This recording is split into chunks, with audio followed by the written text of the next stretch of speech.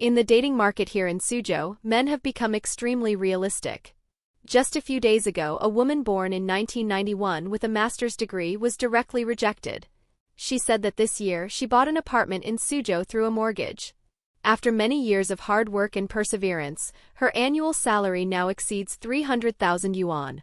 She had taken an interest in a man born in 1988. This man, although not a Suzhou native, also comes from a well-off family. He holds a PhD, owns a house and a car in Suzhou, and is still in his early 50s. At first, it seemed like the two were a good match. But to her surprise, the man rejected her outright. The woman was stunned, thinking, "My conditions aren't bad at all, so why was I rejected just like that?"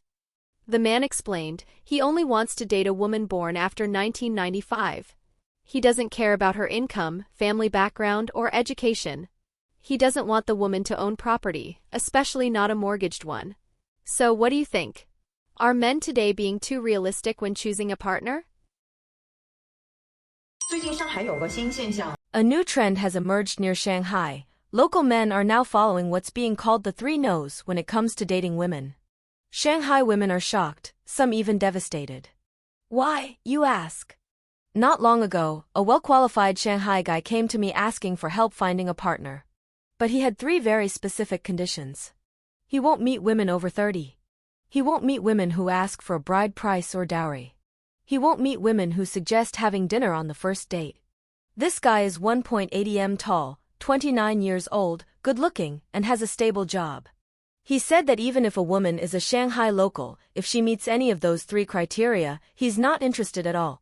He called such women low-quality products and said they don't even deserve to go on a blind date with him. In his words, they drag down the overall quality of the dating market and should be eliminated from it altogether. What do you think about this? Let's talk in the comments. Follow the page and reach out to me if you're interested.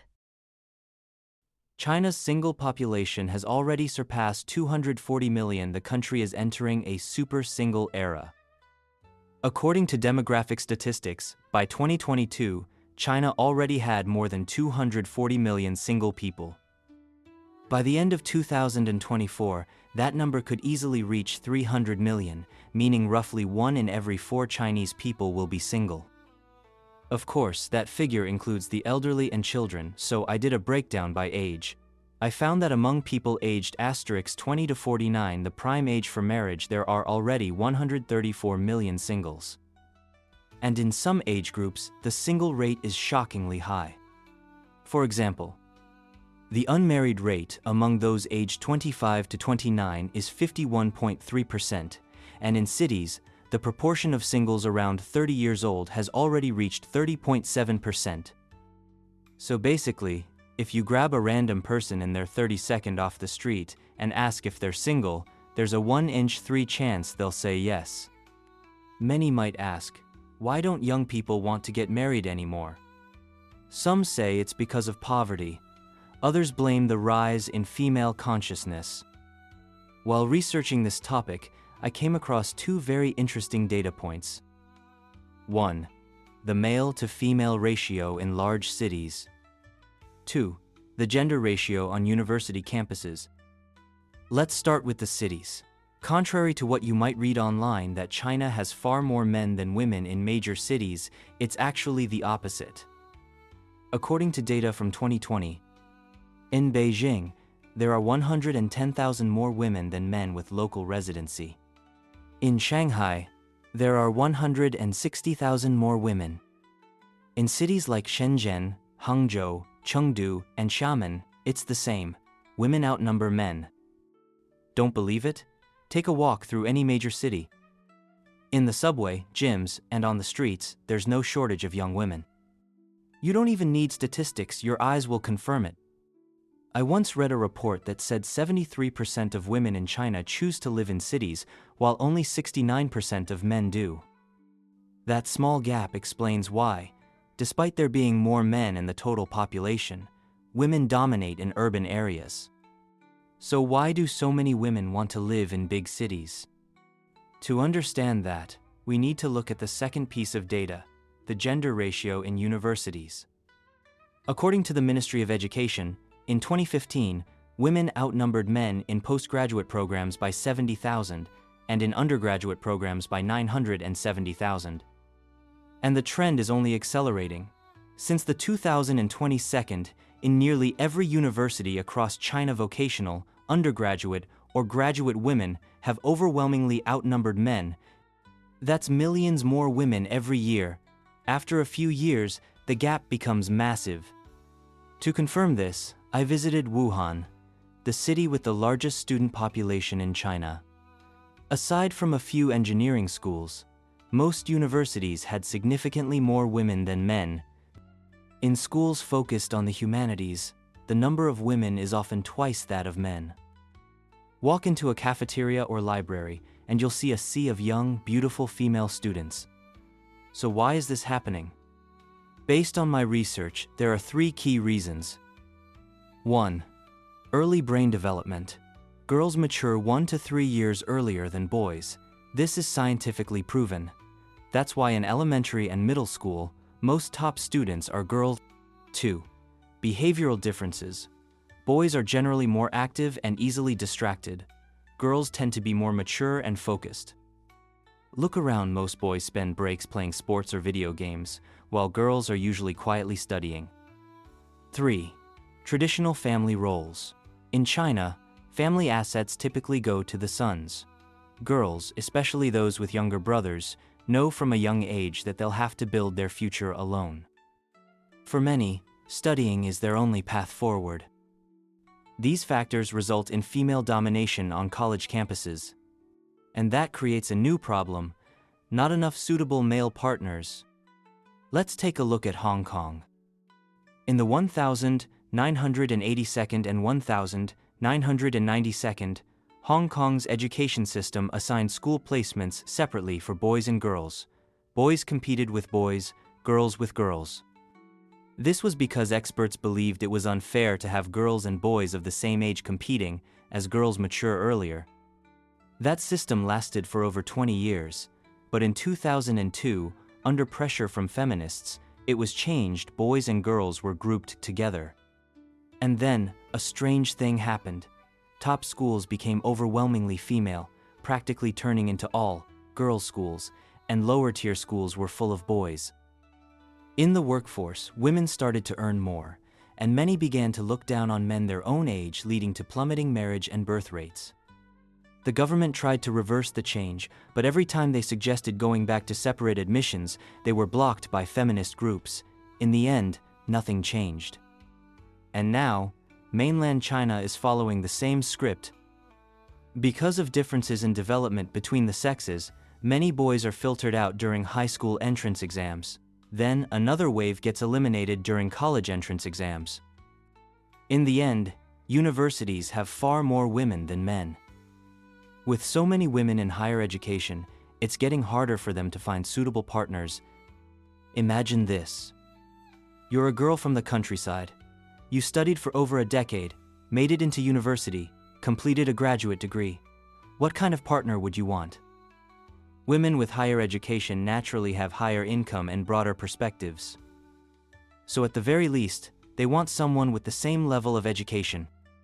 And it's not just about money, it's about shared values and life goals.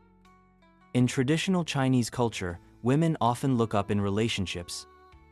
A girl who went to an average university might want a guy from a top-tier school. A woman earning 8,000 yuan a month might expect her partner to earn 15,000. From their perspective, that seems reasonable. But here's the problem. There aren't enough men with those qualifications. And just when dating is already hard enough, capitalism makes it worse.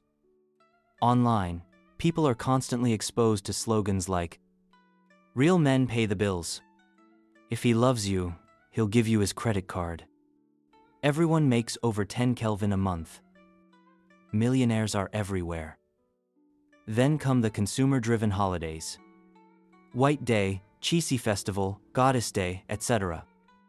Brands call women fairies, queens, goddesses, all to push them to spend. Over time, many women start to believe that ordinary men aren't good enough. Only Saudi princes or heirs of powerful families are worthy.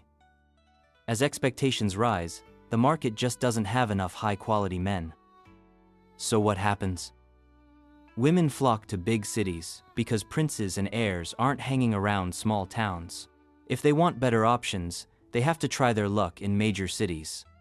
Another reason women prefer cities: they don't inherit family property. Whether in small towns or rural areas, the house usually goes to AD, brother. Men already have a place to live. They don't need to buy property in the city. But women don't inherit, so they have to build everything from scratch. Plus, inheritance comes with obligations like taking care of aging parents. Men often stay behind in rural areas for that reason. Women, especially in large families, don't carry that burden, so they move to the cities. All of this leads to cities overflowing with older single women, while the countryside is filled with bachelors and no women in sight. As a result, the number of singles in China has skyrocketed, now nearing 300 million. So ask yourself, doesn't all of this make sense? And the end. China isn't just entering the era of super singles, it's leading the movement. On one side, we have millions of well-educated, independent women concentrated in major cities with standards that reflect not just ambition, but also self-worth. On the other, millions of lonely men in rural areas, living lives completely disconnected from this new social dynamic. But let's be clear, there's no single villain here. It's not feminism, not men, not social media, and definitely not capitalism. It's just life evolving naturally. In the past, women looked for partners who could provide safety, food, and protection. Today, they seek emotional compatibility, shared values, and stability because many of them already provide for themselves financially. And men? They've changed too. Preferences for beauty, youth, emotional ease, even being debt-free, these reflect new priorities shaped by a society that has completely transformed. The rules of the game have changed, but not everyone got the updated manual. Meanwhile, the market simply adapted. It created holidays, personalized experiences, and consumption rituals because at the end of the day, emotions still drive the world. And where there's a desire to feel loved or desired, there will always be someone ready to sell that feeling as a product, an app, or a themed dinner. What we're witnessing isn't a collapse, it's a reorganization, a recalibration of supply, demand, and emotional expectations. And maybe that's why no one's finding each other anymore. Everyone's searching for something different, filtered by age, zip code, and salary. In the end, there are no villains or heroes, just people trying to adapt to a world where love became an algorithm and loneliness, sadly, became a trend. Now I want to hear from you. What do you think about all this? If you enjoyed the video, leave a like and subscribe for more content like this. See you in the next one.